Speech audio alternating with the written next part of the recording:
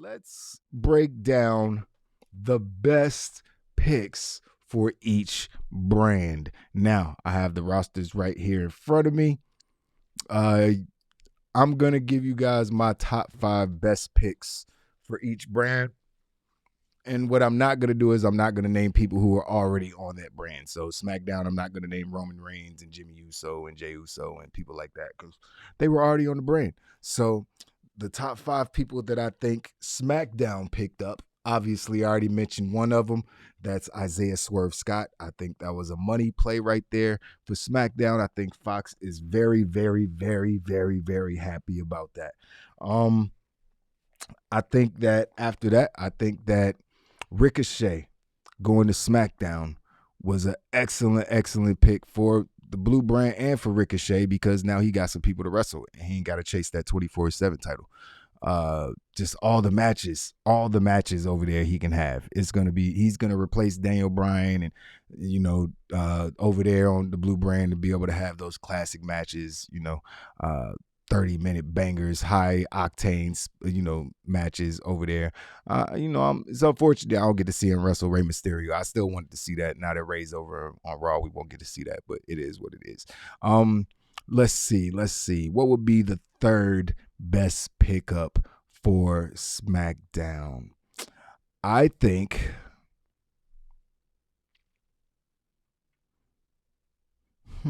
this is tough.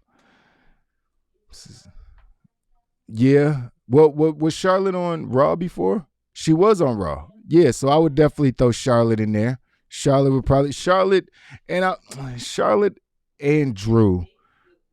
Yeah, I think Charlotte and Drew were probably like 2 huge pickups for them for the Blue brand. So obviously, having the champion Charlotte Flair over there and having a main eventer like Drew McIntyre on the brand, gonna be good for the show.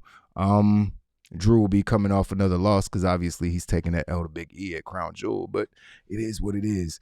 And I think the 5th best pickup for SmackDown was Xia Li because outside of Charlotte,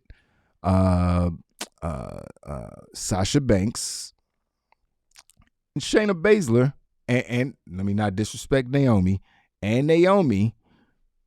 there's no women on the SmackDown women's roster that I'm interested in watching. They drafted Aaliyah.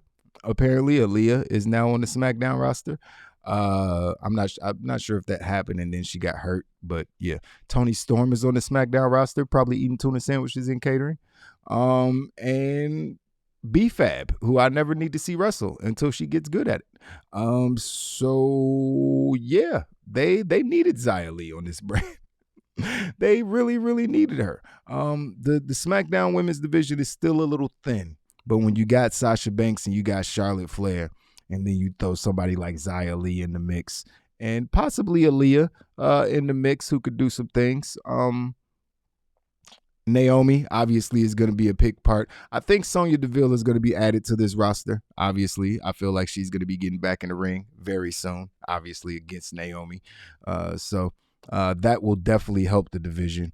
I want to see Shayna Baszler versus Sonya Deville. I know that's a Hill versus Hill matchup, but it's just something that we needed to see. Like, we wanted to see Sonya Deville versus Ronda Rousey, but then Ronda retired, had a baby, and don't think she's ever coming back at this point. So, yeah, that's a match I want to see, but they're 2 Hills, so it probably wouldn't happen until way, way down the road. Natalia's on this brand, don't care. So those are my top 5 picks for SmackDown. Ricochet, Swerve, Charlotte, Drew McIntyre, and who was the last one I said? Xia Li. And Ridge Holland's a good pickup too, but I like Xia Li as a pickup over Ridge Holland.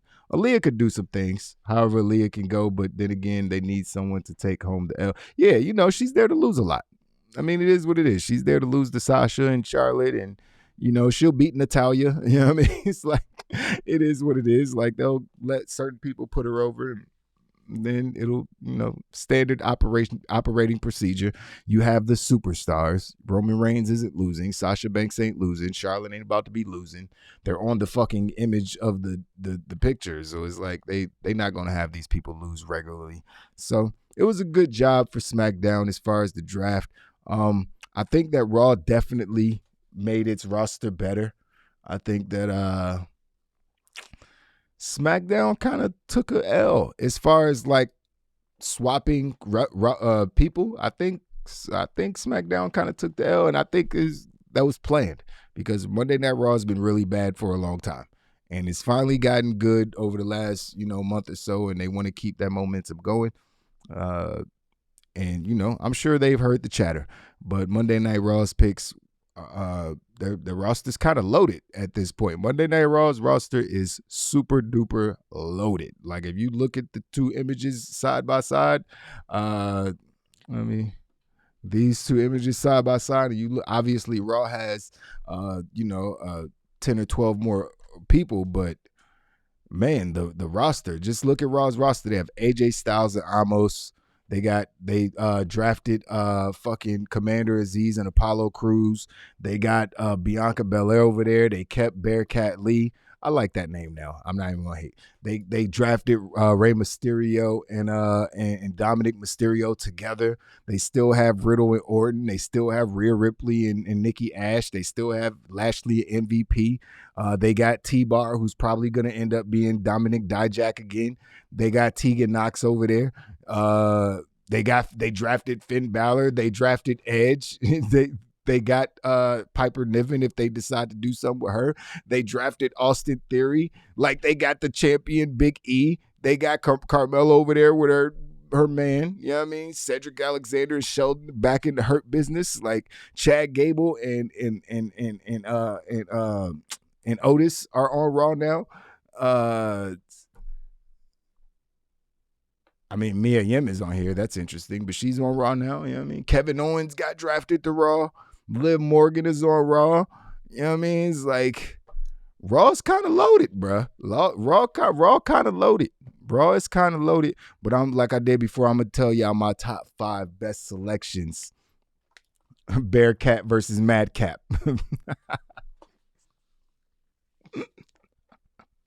That is actually hilarious. Bearcat versus Madcap. So for my top 5 selections for Monday Night Raw, obviously the number one pickup they could have made. This is kind of cheating, but he is switching brands. Big E. Monday Night Raw getting Big E automatically injects life into that brand, energy into that brand. He's their champion. It was a smart pickup. And Monday Night Raw has Seth Rollins too. I didn't even mention Seth. They literally have everybody on Raw. They just like pillage SmackDown. It's like y'all keep Roman and the Usos, and that's it.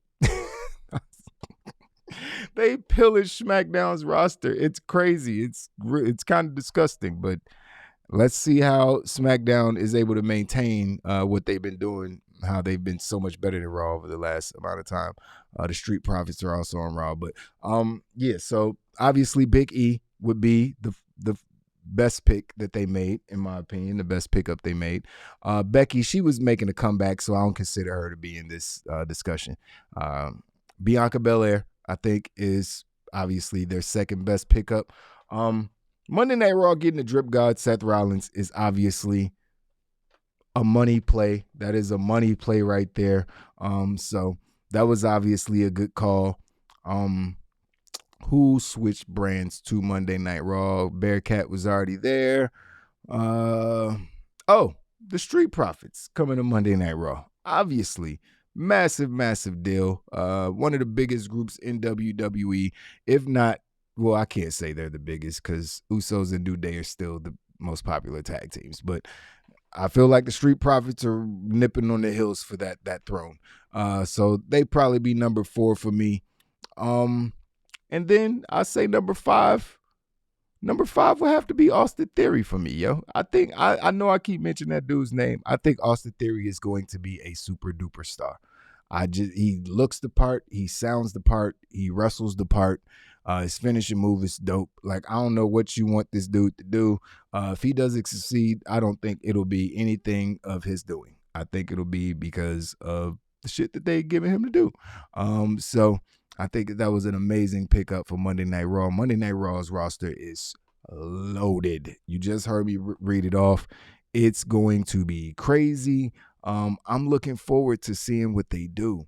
And I like how they kept all the couples together, Mia Yim and Bearcat. They kept them together, Becky and Seth together, Charlotte and no, I'm joking. But for the most part, they kept all the couples together that are on the roster. So that I can always appreciate that when they do that. But yeah, the intro with Jeff Hardy was fire. Jeff Hardy's theme song is fire. I mean, he's got a fire theme song. I know why he wanted it back. So it is what it is. But that's it, ladies and gentlemen. That's enough draft talk for today. Like the video, subscribe to the channel, and hit the notification bell to know when we go live next. Follow us on Twitter and Instagram @WrestlingOnWe, and thanks for watching.